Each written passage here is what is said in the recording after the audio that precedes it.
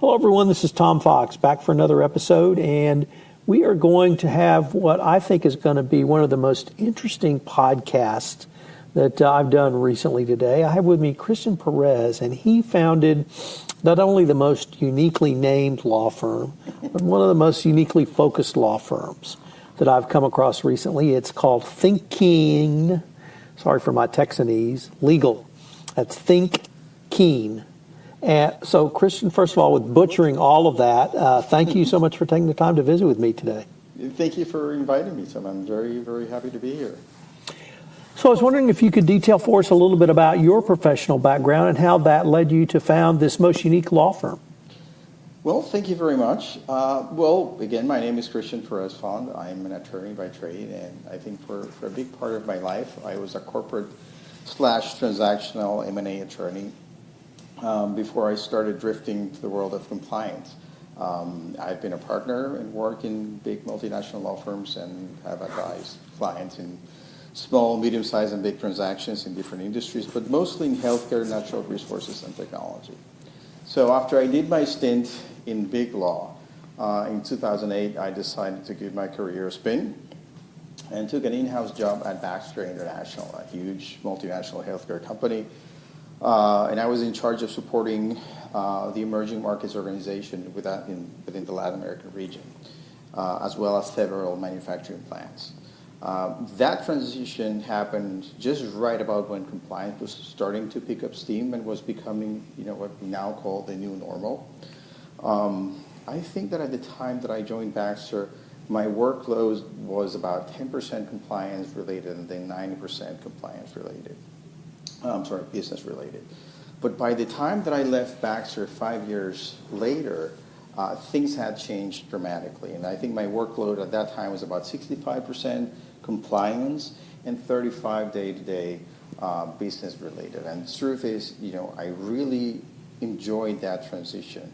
And I think that one of the reasons why I enjoyed that transition was because that renewed focus on compliance required business lawyers to think more holistically about the business and, truth be told, to get more involved in the business. So one of the things that I realized early on in this transition was that developing a compliance mindset required drilling down to really, really understand the business. In essence, to become a better compliance professional, you have to become a better business person. Because if you think about it, oftentimes when compliance people are asking questions from the business, they're really not asking, compliance or ethical questions, but sometimes, and most of the times, these are business questions. So things as, what is our expected profit in this transaction? Are we selling product below cost? How did we get this partner? Do they have the necessary expertise or financial backing to perform under the contract? So the more business savvy that a compliance professional is, the better he will be. So that was the reason why I give this explanation is because unlike many people in compliance who come from a prosecutorial background, I come from the background of I was the guy making the deals happen. So that, I think, changes a little bit the approach that I give to my practice and the way that I provide advice. That, if I can interrupt you there, that was what you just described is very much my experience. I went from a trial lawyer background in-house, doing transactional work, and it really struck me as well how much I needed to understand the business just to do a contract for these guys. But I probably should have said this in the introduction. We met at a compliance conference in Miami, and you really talked about the use of data analytics and how your firm is really, I think, for law firms on the cutting edge of incorporating data analytics, compliance, and law together into a very unique package. So how did you kind of make that next step? Well, it's interesting because, again, background comes into play. So in terms of my personal background, my dad's an engineer and my mom is an economist. So I've always been very numeric in terms of my formation. I think that, my mom was, she had an IBM XT and she was doing Lotus 1, 2, 3 for a long time. So the use of spreadsheets and numbers to understand things has always been interesting to me. So after I started getting more involved in compliance, and then I joined Olympus and held a regional compliance officer role, I started really trying to understand what is the role of data. And I think that when people think about data analytics, they look at it as some form of big AI that's going to automatically pinpoint problems. And the truth is that data analytics has to be at the core of any compliance program. So when you ask basic questions, such as what is my organization made of? How many employees do we have per region? Those little things can tell you how you should be communicating compliance policies, how you should be doing trainings so that you can be effective in what you do. So I think that the way that we use and the way we view data is as fuel. It is the fuel that moves the compliance engine. If we look at compliance, of course, as a cycle and not as a process with a specific end and beginning. So that is what we incorporate in the advice that we give. So we have a very holistic vision from a design standpoint. So when we're looking at creating a compliance program, and also when we're moving into a monitoring, evaluation, and then rethinking again whether we need to do changes to our compliance programs. So you've just actually given us the title for this episode, Data as Fuel. That was brilliant. And I will tell you now, I'm going to steal that line, and I'm going to use it. I will cite to you, but it's going to be unfetteredly used in the compliance community. That's really great. And that really leads to, before I interrupted you with that, how does this put Thinkeen Legal really on a cutting edge of what I see the regulators moving towards, but what you see as the businesses actually demanding?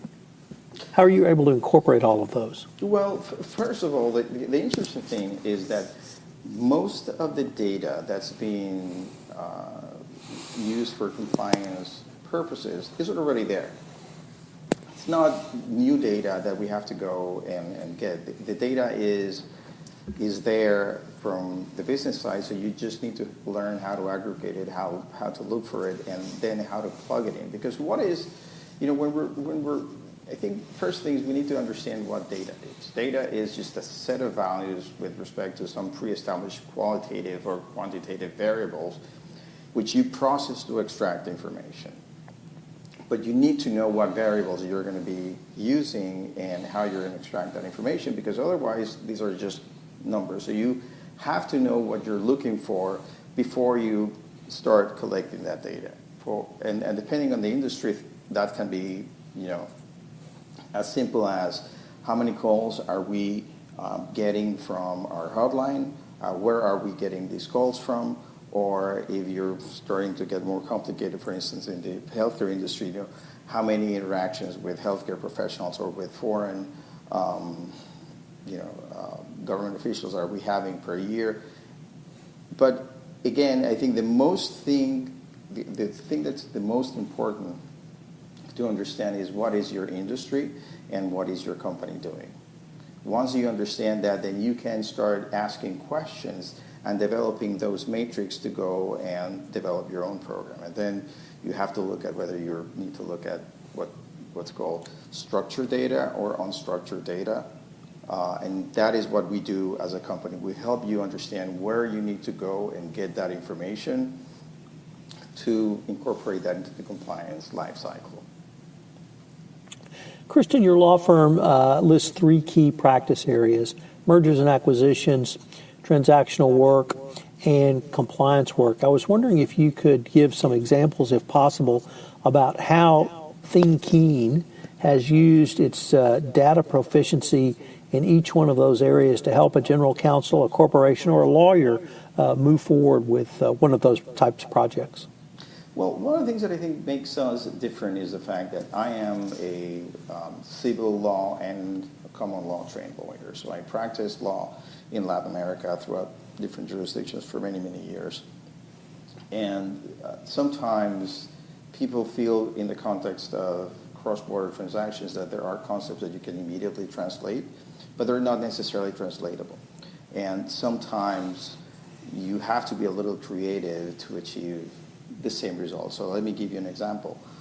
In the U.S., it is very common for us to use the concept of an escrow in the context of an M&A acquisition to leave some money as a guarantee. And the escrow as a legal figure does not exist in most of Latin American countries or the civil law countries. But the performance bond is a concept that's widely used in different industries. So sometimes you can use and you can advise a client and tell them you have this avenue that is not necessarily what you're used to using, but you can use that and obtain the same effect when you're thinking about a cross-border transaction. So I think that different dual view makes a difference in terms of the type of advice that we provide in terms of cross-border acquisitions. So in terms of M&A, I recall at the Miami conference you were able to generally describe how you were able to bring to bear a data analytics approach on what was originally, or at least appeared to be, a mergers and acquisition legal assignment. Can you generally describe that type of project? Sure. So one of the things that we do when we start looking at an acquisition, when we're brought in, at the beginning, is we have to understand what kind of industry and what are the data points that we need to attack on an acquisition, on a due diligence phase. So, and that is something that is going to vary depending on the specific jurisdiction that you're doing because of legal requirements and the unique nuances of each jurisdiction. So to give you an example, in Argentina, the HCPs have tremendous power over buying decisions. So unlike in most other countries, if an HCP says, I want to prescribe, let's say, Citromax, which is the brand name for azithromycin for Pfizer, and there's a generic available, the pharmacy has to fulfill the brand product and not the generic. So that creates nuances in the sense that it's an area of risk. So you have to look at how many interactions does your company or your target company have with a particular ACP, how many prescriptions a year he is doing for you, how much of your revenue is coming out of that ACP. And those are just, related to the specific reality of Argentina. And I can, look at other examples, for instance, in the case of Mexico, where most of the purchases are done through public tender process. So because we know where the touch points are, we're able to incorporate them in the due diligence process and ask the right questions and the right information to be able to tell our clients, this is an area of risk or this is an area that needs mitigation, and should you go ahead with that acquisition. So who is the person that would bring you in on a project? Would it be a general counsel, or frankly, would it be a chief financial officer? Well, generally, it's the general counsel. The general counsel, because when you're doing due diligence in the context of compliance, one of the things that most people are concerned, particularly from an FCPA perspective, is maintaining some form of privilege, even though we know that it's being eroded, I think, as we speak everywhere in the world. But the general counsel is usually the one who's going to engage us and in order to maintain privilege in the due diligence phase. So one of the what is the reaction when you bring the message of the wedding, the merger of data, legal, and compliance to a chief compliance officer or a general counsel? Is that something they understand, something they perhaps don't understand but understand they need to know, or do you just get a blank stare? Well, I think it depends. When usually the chief compliance officer or the compliance responsible person is going to be cheering all the way because he feels that he's being supported, and sometimes it's a bit more difficult to get across the message when you have a general counsel that doesn't have expertise in the compliance field. But I feel that day after day, general counsels are becoming more and more savvy in terms of compliance and are asking questions. I think the other thing that they or most of my clients appreciate is, I think that comes from my experience as being an in-house lawyer, is that I try to give advice. I know that sounds very simple, but one of the things that I found when I was in-house is that you would ask your outside counsel for advice, and then they would give you a legal opinion full of disclaimers and full of recitations of the law, which I knew, but I never got advice, which is, what would you do? What would you recommend I do? And you can qualify your opinion however you want. So I think my mantra in Thinkeen Legal has always been, we don't provide legal advice, but we'd rather provide business advice with legal content, because we understand that whether we're acting in a legal capacity or advising on compliance, we are there to support the business, because compliance is a business support function. So I am located in Houston, and the energy capital of the world. The practice in Houston that faces south tends to be Mexico, largely because of energy, but also because of the geographic proximity. My experience is Miami, however, really opens up to the fullness of Latin America, Brazil, Argentina, and you name the countries. Would that be a fair assessment, and is that an integral part of the practice of your firm as well? I think so, although I think that in the age of the internet and more mobility, we're seeing industries switch places like never before. So, Baxter, the company that I used to work for, the headquarters for Latin America and Canada were in Miami. They're no longer there. Operations have been relocated back to headquarters in Deerfield. HP moved their Latin American operations to Houston because they say it's a hub, and with all the telecom abilities, you can basically go to the region from anywhere. So I think that the more that we advance in terms of technology, the more globalized that we become. I think that at some point what you mentioned was right, and banking, healthcare, even construction was big in Latin America, based out of Miami, but that's shifting. So I think that we're going to be seeing more and more companies manage Latin American operations out of their headquarters or other locations. And Christian, perhaps we could end with this question. Where do you see the intersection of law, compliance, and data moving? Is it something that you think will become, if not more sophisticated, more ubiquitous, with a greater understanding and the need for the services of people like yourself and Thinkeen Legal? I think it's going to continue to evolve. I mean, it's changed so much over the past 5 years, not to mention 10 years. You look at it, I have, my two sons in college, and one of them is majoring in business in Indiana University, and a major in data analytics is already being offered at the Kelly Business School. So I think that everyone is starting to understand the importance of data analytics. I think that where we need to go is not necessarily towards just completely automating processes, but really creating more education and more awareness about the importance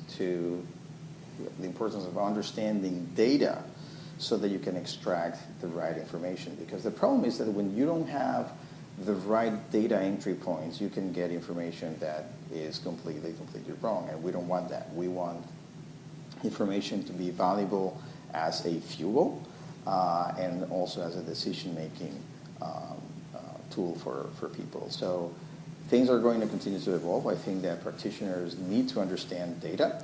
They need to understand Excel spreadsheets. They need to understand how to share data, because I think that a big part of what we do with data is benchmarking. So I think the more information that we can share among the industry, the better that we all will be in. So, Christian, unfortunately, we're near the end of our time, but I was wondering if any of our listeners wanted more information on you or the firm. Where could they go to find that out?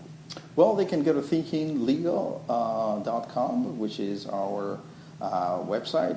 We are also active on Twitter. Our handle is ThinkeenL. at Thinkeen. We are also on Instagram. Not very active though, because most of what we do is meeting with clients, not so much showing where we are or what we're doing. And I always write. I'm very active writing in LinkedIn, so you can find my articles and my notes right there as well. So this has been a fascinating exploration of really what I think is a very innovative and cutting-edge law firm. Christian, thank you so much for taking the time to visit with me today. Thank you so much to you, Tom. It's been a pleasure.